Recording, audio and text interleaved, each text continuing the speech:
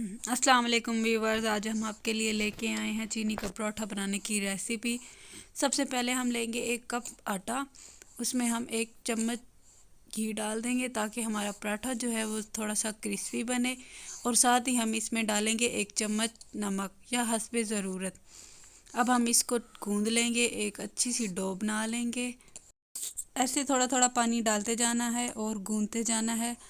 पानी जो है हमने वो नॉर्मली ही लेना है। एक अच्छी सी नरम सी डो बना लेंगे। अब हम इसको 5 मिनट रखने के बाद दोबारा से गूंद लेते हैं। गूंदने के बाद हम इसका एक बड़ा सा पेड़ा बना लेंगे। अब थोड़ा सा आटा छिड़क के उसको छुरी की मदद से काट लेंगे, 4 हिस्से कर लेंगे और एक छोटी छोटी रोटी के पेड़े बना लेंगे।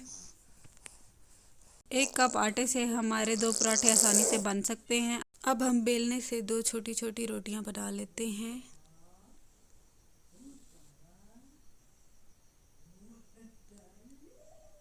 इसके ऊपर हम डालेंगे चीनी और साथ ही हम डालेंगे 1 चम्मच घी। देसी घी भी आप डाल सकती हैं, जो आपके पास अवेलेबल है आप वही डाल लें, जो आपको अच्छा लगता। किनारे से बंद कर लेंगे ताकि हमारी जो चीनी है वो बाहर ना निकले। हल्के हाथ से प्रेस करते जाना है और फिर बेलन से इसको हम बेल लेते हैं, जितनी बड़ी आप चाहें। अब थोड़ा सा हम रोटी को हाथ पर बढ़ा लेते हैं। एक खूबसूरत से पैन में 1 चम्मच घी डाल के रोटी को पका लेंगे। अब चम्मच से हल्का हल्का प्रेस करके रोटी को बना लेते हैं। अगर आप चाहें तो रुमाल से भी हल्का सा प्रेस कर सकती हैं। फ्लेम हमने मीडियम ही रखना है ताकि हमारा पराठा जो है वो जले नहीं, उसका कलर जो है वो बहुत प्यारा आए।